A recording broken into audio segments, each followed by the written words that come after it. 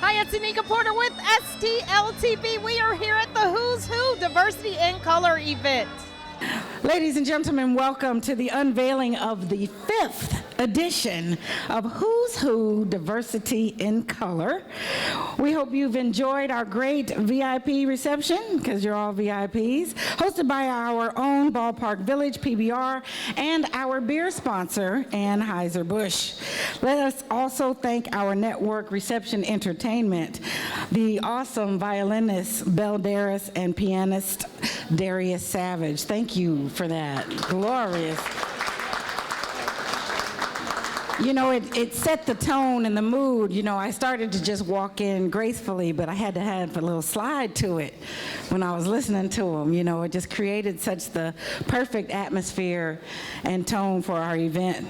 My name is Jade Harrell. For those of you who have not met me, I'm a radio and television host and speaker locally and a few regions outside of here.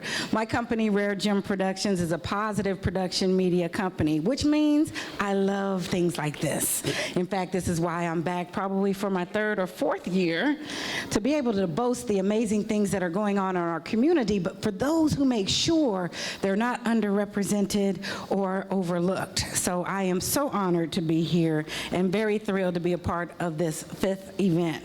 So let us just also thank Who's Who Diversity in Color for 5 years, not 1, not 2. You know, it's something to get a 3-peat. Ask the Blues. It's never too late, right? But for 5 years of celebrating and documenting the achievements of all people of color. Well, this evening is dedicated to the phenomenal people of St. Louis, as well as the diversity champions and leaders of our region. Thank you so much, Jade, and welcome everyone. I would gladly take that mantle from Kelby. And to Ericca and the team, the entire team at Who's Who Diversity in Color, thank you for inviting Anheuser-Busch to once again participate in what has become a great annual networking event. I would also like to thank and acknowledge some of my colleagues who are in attendance tonight. Please stand up and wave your hands or give a shout out. Thank you very much. I appreciate you guys coming out. Anheuser-Busch employees, I know there are more of you out there. Awesome. In addition to brewing world-class beers like Budweiser, Bud Light, and Stella Artois, Anheuser-Busch has a legacy of supporting the communities where we live and work, especially here in St. Louis. We also value our most important asset, our people. Like many large companies, we still have much work to do in the diversity and inclusion space. But as a longtime employee, I can say with confidence that we are making progress. Publications like the Who's Who Diversity in Color book and diversity warriors like Ericca are to be applauded for bringing recognition and attention to the accomplishments of people of color and the organizations that nurture and support that talent. Congratulations to tonight's honorees. We are proud to stand with you tonight and hope that everyone has a wonderful evening. Cheers. This annual publication is a true partnership with our community. And with that thought in mind, we have to thank and recognize the 2019 Who's Who Diversity in Color Host Committee. David Noble of Midland States Bank, Kaylinda Jing of Bear, and Betsy Cohen of the St. Louis Mosaic Project. Please give them a round of applause.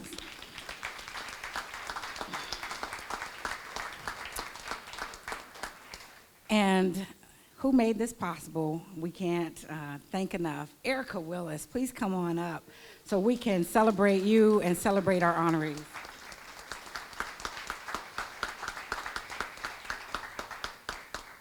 Thank you so very much. Of course, this event would be nothing without our strategic partners. And so, you know, we have partners that have literally been with us since day one. They may not have a representative here, but trust me, they've made their voice known, because without their support, we could not do this every year. So without further ado, or let me just introduce myself for those of you who don't know me. I am Ericca Willis. I am the publisher of Who's Who Diversity in Color, a Spectrum of Success. Where did that come from? That came from working with Who's Who in Black St. Louis. And while I love to celebrate my sisters in colors in the African American community, I felt that we were missing the boat because St. Louis is truly a diverse city, more so than we don't do a great job at telling ourselves. We're getting better, though. I would have to say that over the 5 years, a lot of the programs that we've attended now are starting to look like the world as they should, because it's not one monopoly over the other, and we all need each other, we all live together, we all work together, and so I love the fact that we can celebrate one another on this one special night. So without further ado, I want to introduce our strategic partners that we could not handle this event without their support year in and year out. So I'm going to call up for a picture and an award. First of all, Anheuser-Busch, Mr. Bill Bradley. We talked about this, didn't we? Yes, we did. Is anyone from Bayer? I didn't see Melissa, so is there any representatives from Bayer Corporation? Linda? Oh, yeah, duh. I'm sorry, Linda Jing, my host committee member. Yes.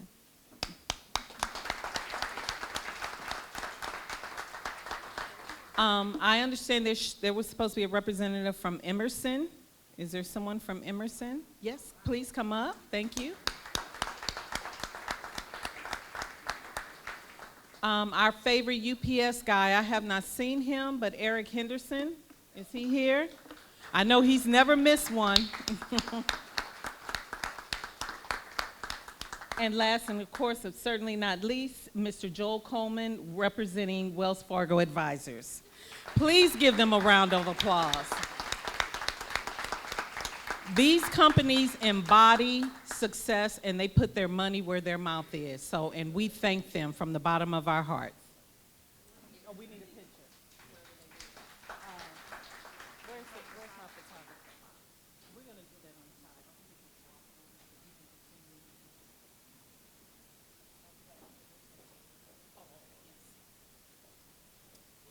Before I go take a picture with some of my favorite people, I get the pleasure of introducing my friend.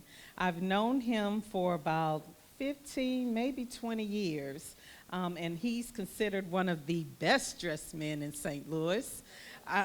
Our license collector, Mr. Gregory FX Daly. Come on, you're up.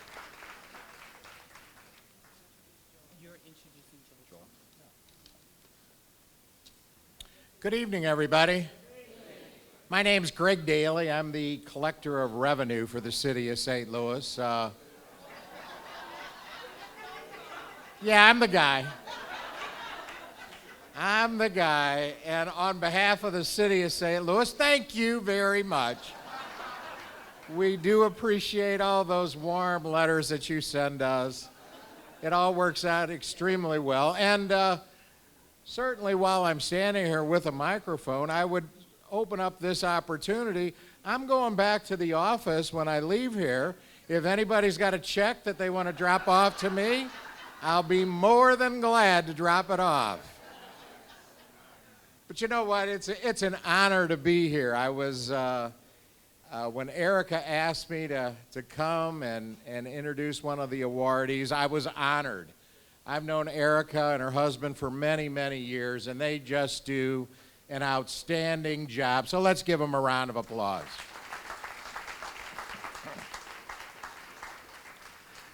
You know, I've had the pleasure to introduce a good business here in the community, and even a better taxpayer business in the community. And you know, we are always, as you have watched the news today and in the last week, I mean, St. Louis is popping.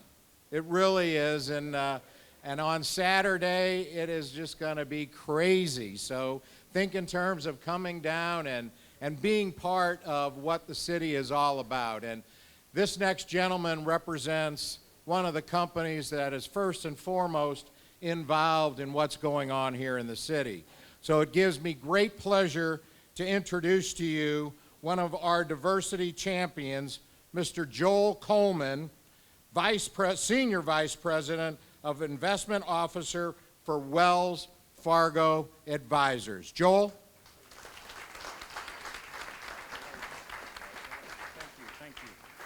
Thank you. So first of all, congratulations to all of the recipients here tonight. Ericca, thank you and your crew for putting this event on. It's not every day that we get to celebrate the accomplishments in our community, so it's always great when we can do that.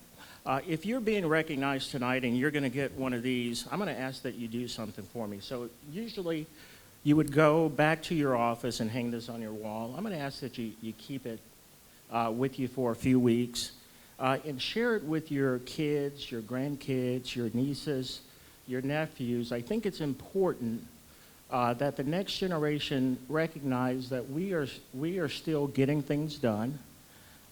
And that there's still a lot of work to be done, and we're doing our very, very best to make sure that the next generation has better opportunities than we had. So please do that for me if you can. So again, my name's Joel Coleman. I'm a regional manager for Wells Fargo Advisors. And just kind of speaking about the next generation, my industry, well, first of all, before I do that, just a show of hands, how many people here are familiar with the phrase keeping it 100? Okay, so half the room. So for the folks who are not familiar with the phrase keeping it 100, it's what some of the younger generation are saying. In my day, we said, I'm going to keep it real with you. It's kind of like saying, I'm going to be brutally honest with you. And I have a few things I want to say. I want to make sure that I can keep it 100 with this group. Is that okay with? Can I get a thumbs up? Okay, so my industry has not been known for diversity and inclusion, okay? And when I say my industry, I'm talking specifically about Wall Street type investment firms, okay? Not banks, not credit card companies, insurance. I'm talking specifically Wall Street type investment firms. They have not been known for their diversity and inclusion. In 1982, women represented 10% of the financial advisor population, 10% in 1982. 37 years later, they represent 15%. So 5% growth in 37 years, okay? People of color in the industry, 1982, 2% representation in 1982. Today, that number is now less than 2%. And I can tell you, by the way, I think the 2% is a generous number. I wasn't around in 82, but I got into the business in 1989. I don't know where the other 1.99% went, but... And so the question is, what's happening in this industry? And by the way, someone pointed out to me that as far as women are concerned in our industry, that the NFL actually has more women in the NFL than in our industry, and that's just incredible. So the question is, what's going on in the financial services investment industry? Well, it's not what you think.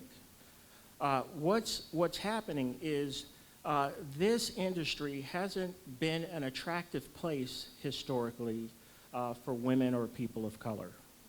And there's a couple of reasons for that. Number one, there's the uncertainty of income portion of it. And so most people, when they spend 4 years, 6 years in college, they want to know what they make on a weekly or monthly basis. And that isn't the case in the financial services industry. And so that's one of the things that's unattractive. The other thing is that the success ratio. So in other words, if you've made the decision that I can take the financial blow, but in other words, if you can deal with that, the success rate is extremely low. There were 61 people in my training class, 61 people, 4 of us succeeded. Okay, and that's just how it has been in the industry for many years. So it's not a very attractive place for people. However, I say all of that to say that Wells Fargo has made some tremendous progress in that area over the last 4 years. They've addressed those two main issues, and now I can tell you that we are hiring women and people of color, excuse me, at an alarming rate.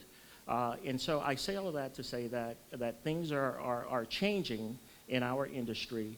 And again, thanks everyone for having us here, and thank you.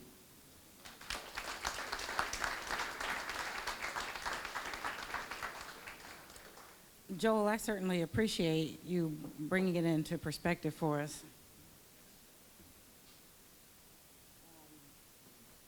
Those are some pretty powerful statistics as well as imagery, and I hope that goes with you forward, which is why this is that much more imperative, that where we can, we normalize the celebration of it. And then at some point, celebration won't be as necessary. It'll be based on, hey, you're just doing something amazing, because it will be natural to be diverse. It will be natural that our success is because of the collective input, the contributions of us, despite our various titles or labels that are assigned. Thank you very much for that, Joel. It is also my pleasure to bring Linda Jing of Bear and our host committee member to introduce our 2019 Forward Writer.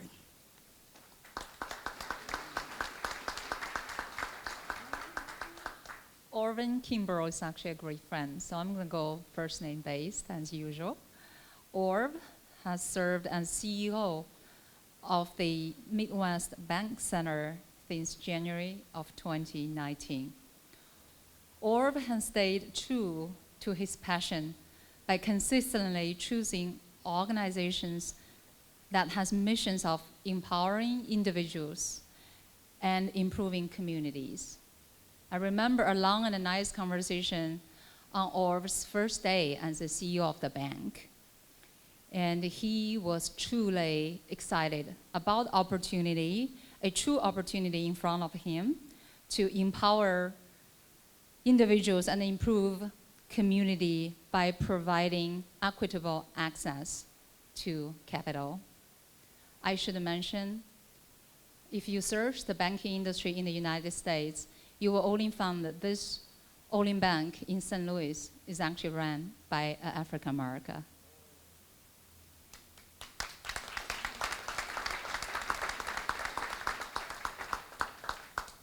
I would be very remiss if not mention that Orv is the immediate past president and the CEO of United Way, St. Louis. We all know St. Louis is the 20th largest metropolitan in the United States by population. Take a guess, what is St. Louis' rank by giving, by the United Way fundraised? Who would like to take a guess? We're 20 years in terms of population. 10, 2, 3. Amazingly, I actually heard 1.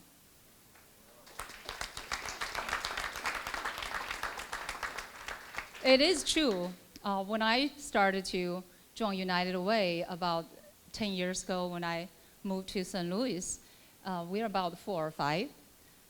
But under Orv's leadership, I believe in 2017, we had the biggest campaign of United Way across the United States. And last year, we did it again. So the community of St. Louis gave more money. United Way raised more funds than any other cities in the United States, like a city like Boston, right? So St. Louis already beat Boston in terms of money giving by this community through United Way before the Blues. So a true trace is waiting for you with his out-of-the-box forward for the book. I wish I could say, please help me to welcome the who's who Diversity in Color 2019 forward writer, Orvin Kimbrough. But unfortunately, he is somewhere else for another event. But on his behalf, to receive the recognition is Mr. Alex Fennoy, Executive Vice President of the Midwest BankCentre.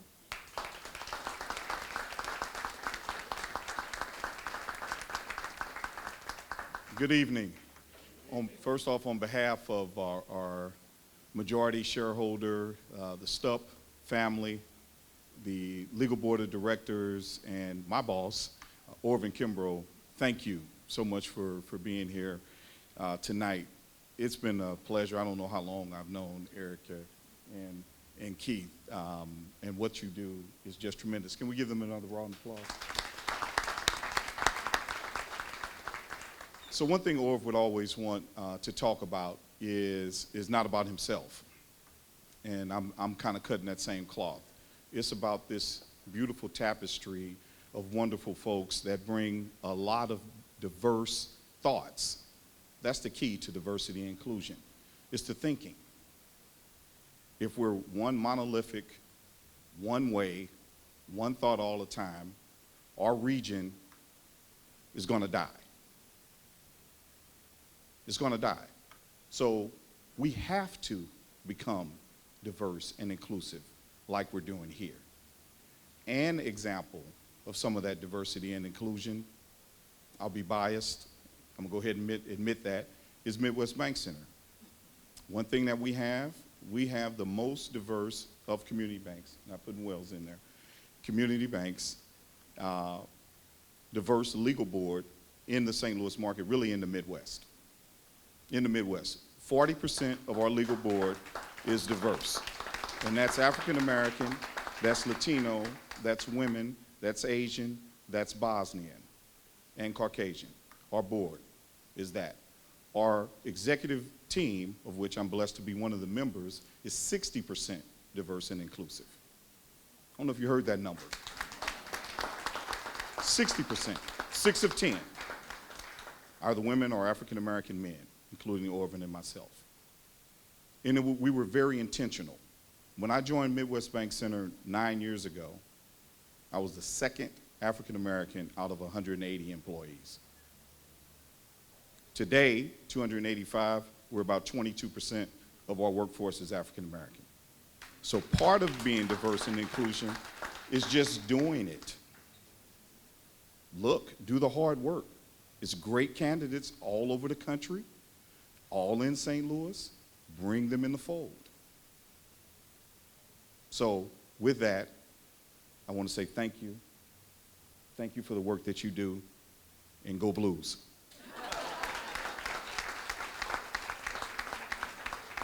Thank you very much, Alex, and for certain, Orvin, who just, as long as I've known, and certainly in the evidence, has been thinking outside the box. In fact, I would say like those old milk cartons after lunch, crush, smash the box. And we're grateful for that. Now I need to change my stance and my voice a little bit in order to do this right. But please help me welcome the other half of the dynamic Who's Who Diversity in Color team. Not only is he a voice, but he's a force. The marketing and sales director and co-founder, Keith Antone Willis Sr., to introduce the 2019 Diversity Leaders in Law.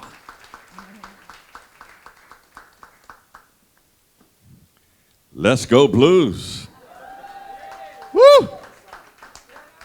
Yeah, man. I stayed up late last night. I usually go to bed at 8 o'clock, but I went to bed at right after the game. So glad to have all of you here this evening.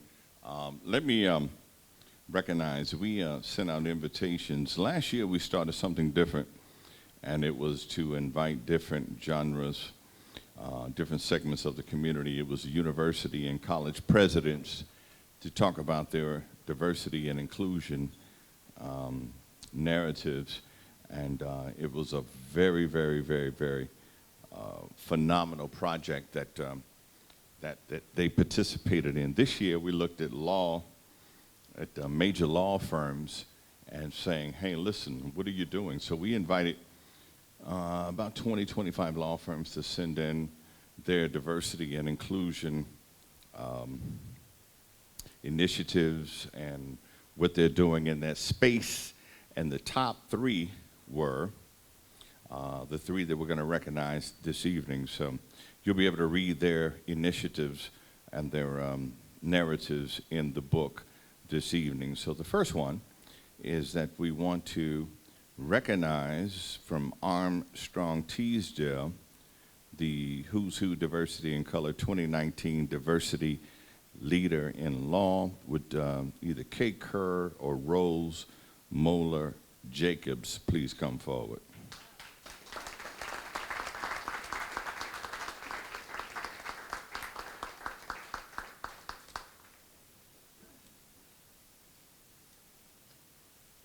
Take a picture with the boss. I know my place.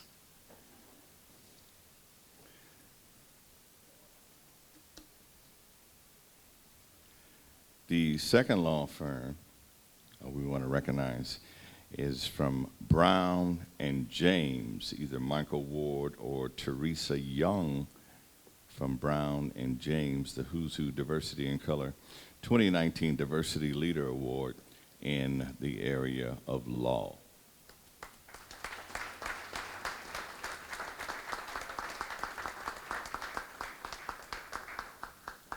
And then the third and final major law firm with the 2019 Diversity Leader Award, Who's Who Diversity in Color, from Ogletree and Deakins.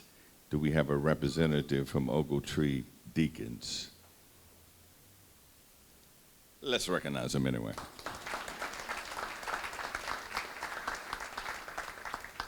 With that, I'll turn back over the program.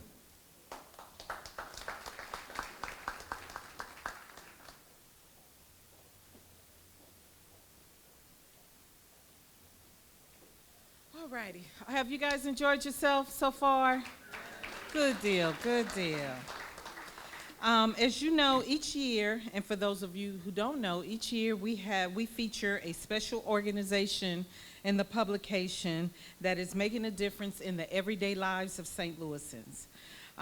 As a matter of fact, this year, I am super excited to highlight an organization that epitomizes the true meaning of diversity. Please, let's give a warm welcome to not only our host committee member of 5 years, but also the 2019 organizational feature, Betsy Cohen of the St. Louis Mosaic Project.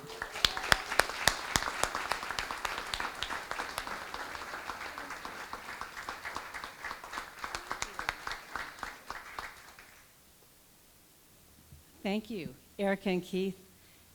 Imagine this. Last night, after the game, I went and looked at the roster of the players, 26 players.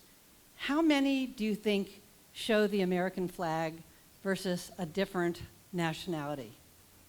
How many out of 26 have the American flag? Three.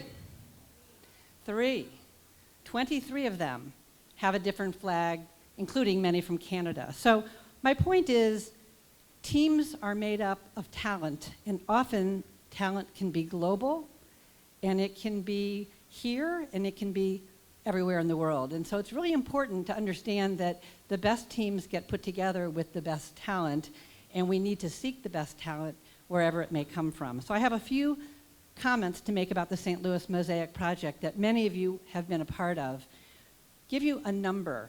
The United States has 13% foreign-born people. What do you think we have in St. Louis, foreign-born?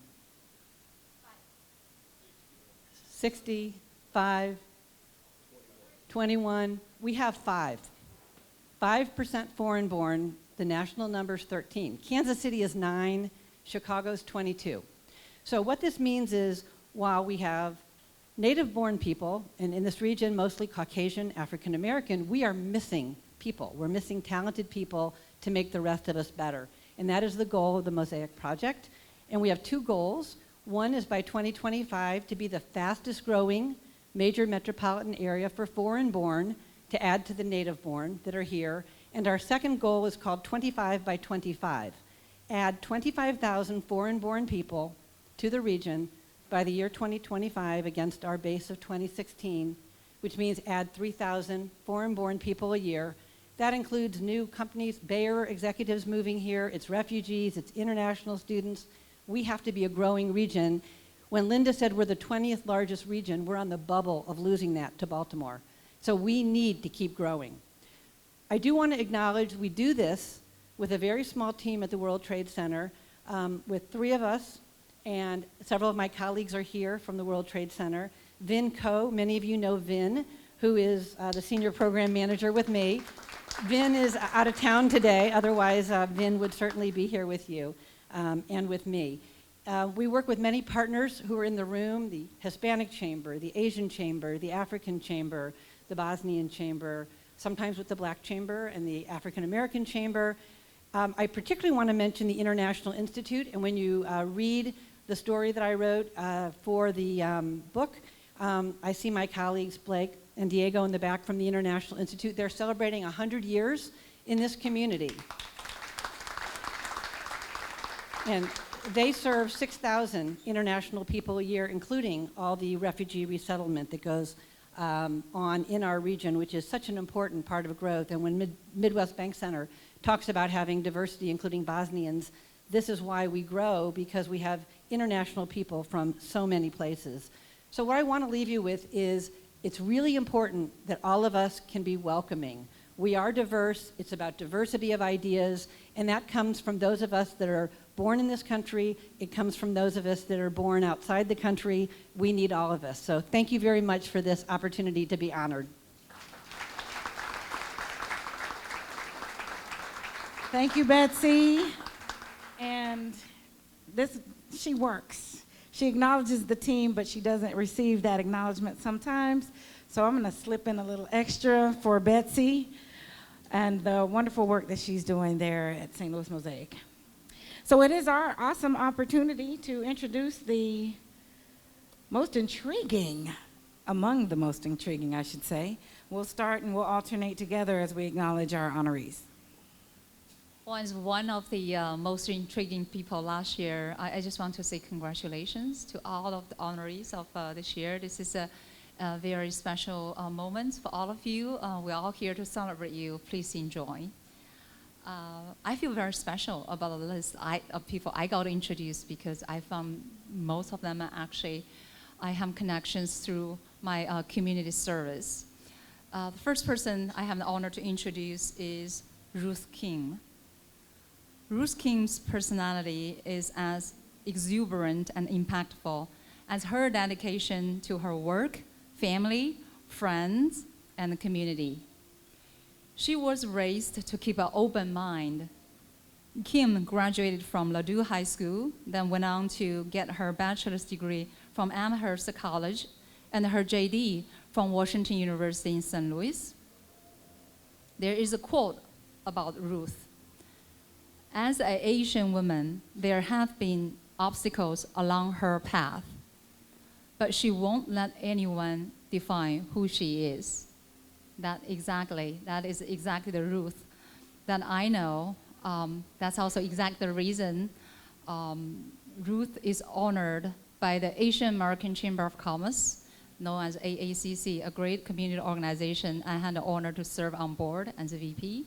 Ruth was recognized just in this past month of May as the AACC 2019 Executive of the Year.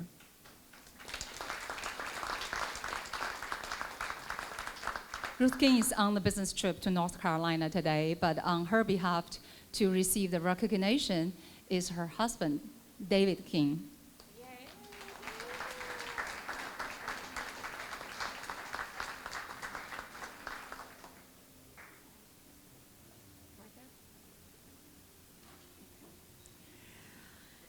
It is my pleasure to introduce Reshma Chataram Chamberlain. Grew up in Mumbai, India, with her single mother and 2 older sisters, which has had a tremendous impact on who she's become present day. Her unique background eventually led her into a life of exciting business opportunities, including her current venture, Somersault Swimwear. Reshma feels her upbringing shaped her approach to the world, which is that we're more similar than we are different. Reshma, come on up.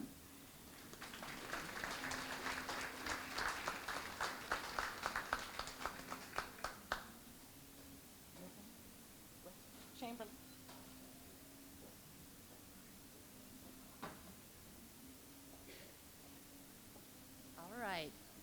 Susan Stith. She joined Express Scripts, now Cigna Corporation, in 2011 to head up the Diversity and Inclusion Department, followed by leading corporate giving and the Express Scripts Foundation. Susan quickly learned while the company had completed some early work, there was a need for a more strategic approach overall. The role, the team, and the plan to help a $100 billion company achieve diversity and inclusion had to be built from scratch. Luckily for the company, they had the right person with the right dream job. Susan Stith.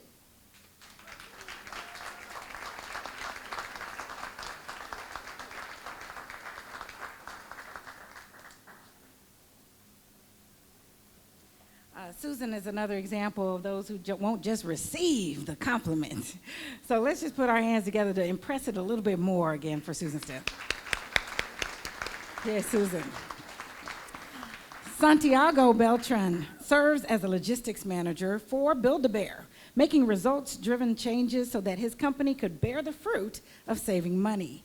Is one of his proudest moments. Santiago is the recipient of the Teddy Award, which is given to employees who bear the company's core values. I didn't write that one, but I would have. I'm glad it went over well. Santiago, can you please come up so we can honor you as well?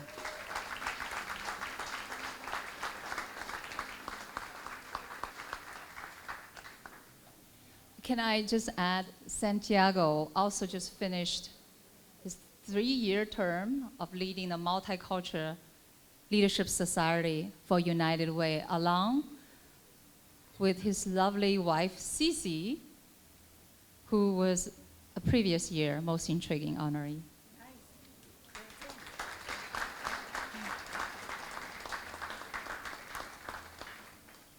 Saul Validas is among those who are able to say that they enjoy what they do for a living. Saul is the diversity outreach and marketing representative for the LIUNA. I will explain. The LIUNA, Midwest Region, Eastern Missouri Labor District Council. LIUNA is an acronym for Labor's International Union of North America, and is considered to be one of the most diverse and effective unions representing public service employees. I would also like to say Sal is a member of the Multicultural Leadership Cabinet of United Way. That right now I have the honor to co-chair with Carlos Ramirez, who is in the back of the room there. Sal Validas.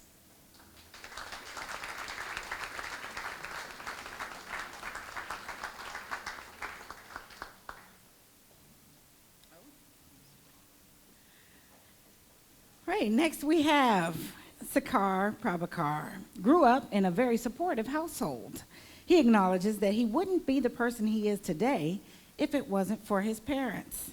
Sakar is the CEO and owner of CG Software Consultants, a highly certified firm and strategic business partner offering IT solutions to the state and federal government. Please join me in celebrating Sakar Prabhakar.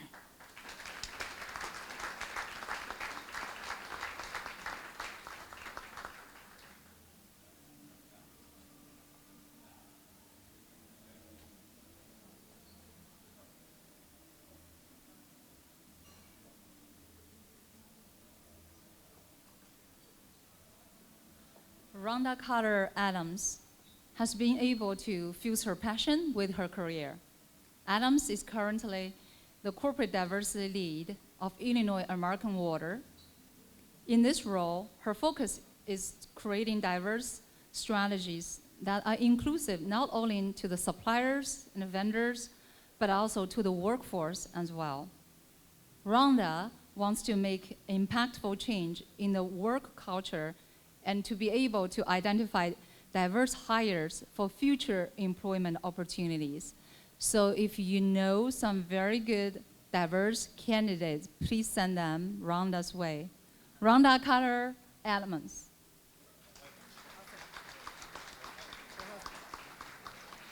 Her husband, Carlton. Carlton is here to accept that award. We've got a trend tonight going on. The wife does the work, the husband come to get awards. Alex says, that's diversity. That's a very nice way of putting it. Love these power-packed partnerships and collaborations. Kevin Bryant.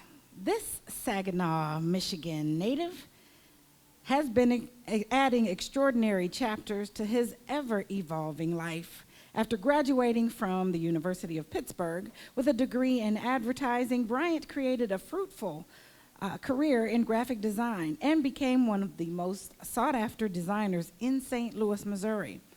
At present, he is now the executive founder, developer, and president of the Kingsway Development, LLC. Hands together for Kevin Bryant.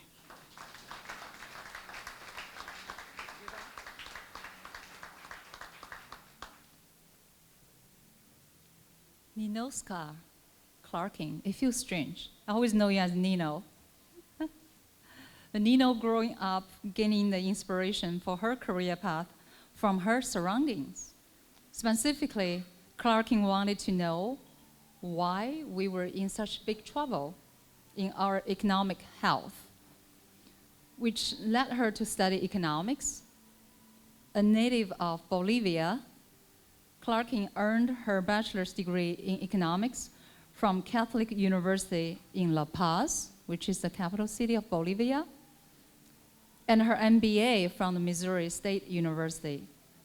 She joined Edward Jones in 2000 as a project analyst and then attained the role of project leader, which she describes as great experience.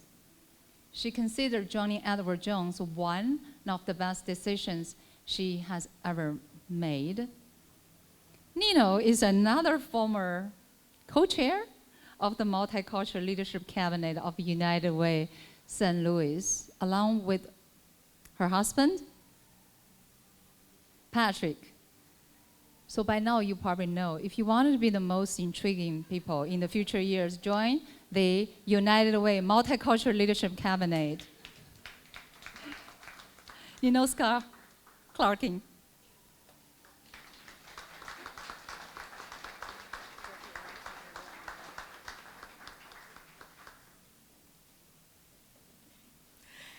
And I have Apollo Carey, a St. Louis native graduating from Metro High School and receiving his bachelor's degree from the University of Missouri, Columbia. He then went on to obtain his Juris Doctorate from the St. Louis University School of Law, and finally continuing his studies in tax law at Washington University. Apollo is a member of the Lewis Rice law firm, working primarily in the business sector and getting the nickname Problem Solver. Join me in welcoming Apollo Carey, the Problem Solver.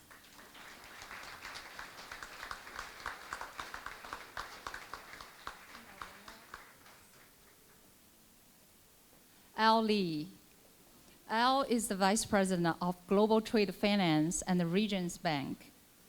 In this role, he provides finance and risk mitigation solutions to corporations that transact internationally. He loves to discuss world affairs and opportunities abroad for local businesses to not only connect the business partners, but cultures as well. I would be remiss if I don't mention Al Lee is also the immediate past president of the Asian American Chamber of Commerce. for which I had an opportunity to serve side by side with him as VP, and had the opportunity to witness how, under his leadership, AACC has transformed to a bigger, stronger, and most importantly, more diverse and inclusive organization.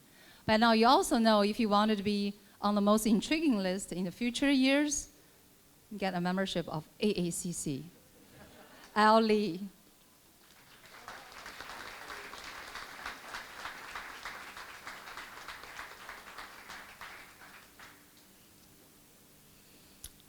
Fantastic.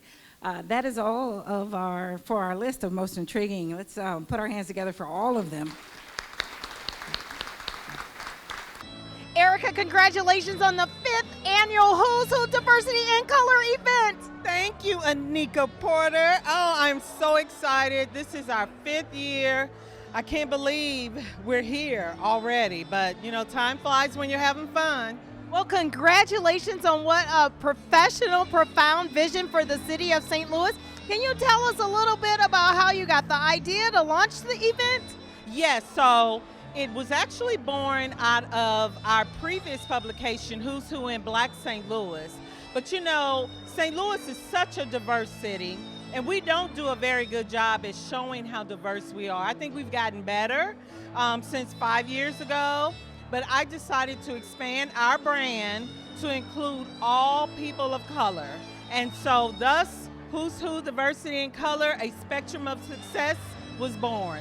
I love it. I love it. Betsy Cohen, congratulations on your award tonight. Thank you so much. I'm really excited.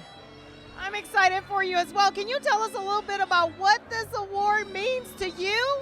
It means that we can help with the Mosaic Project to encourage everybody to welcome foreign-born and international people that they meet, because we can then be a growing, prosperous region. Can you tell us how important is that? How important is it that we have foreign-born and grown natives and include them in our workforce and in our lives, in our community? Well, for us, our population with just our Caucasian and our African American population is not growing. And so if we want to be a growing region and compete around the world and around the United States, we need to be welcoming of more diverse people who have different cultures and can make us grow. Wow, I love it, Betsy. Betsy, I want to congratulate you once again on your award, and have a great night. Thank you. Great. Susan Stith, congratulations on your award tonight. Thank you so much. I'm so excited to be here. Thank you. Thank you. Can you please tell us what this award means to you and your company? You know, this award means so much to me because it is an organization that's been doing such great work and is showcasing all of the great diversity in the city. What it means to me from our company standpoint is that Cigna is so invested in what it means to be diverse and inclusive, and it's a representation of all the work that we do as an organization. Susan, I love that. Can you get a little more specific about what becoming more diverse and inclusion means? Because we hear that word tossed around a lot. So, you know, we often talk about diversity. The goal is not to be diverse. The goal is to be inclusive. So when I talk about diversity, diversity is the mix. Everything about me is my diversity. The goal is to really let me be inclusive and to showcase my diversity in my workplace. That's what it means to be inclusive, and that's what we do as an organization. I love that. To be inclusive is the goal. Now break that down just a little more. Does that mean that we don't discriminate, or we hire people of color, we hire women, we hire veterans? What does that mean exactly? It means that I'm going to hire you because you just said all of it. That's exactly what it means. It means that everything about me is my diversity. My goal is to allow my diversity to be brought into the organization, for me not to have barriers. It means hiring women. It means hiring women of color. It means hiring minorities. It means hiring people with disabilities, veterans, people with different genders, identity, all of that, religions, all of that is a part of who you are and your diversity. Susan, congratulations once again on your award. Thank you for giving us a lesson in diversity and inclusion. Thank you. Thank you. Thank you so much. Thank you for tuning in STL TV. Please follow us on Facebook, Twitter, and Instagram.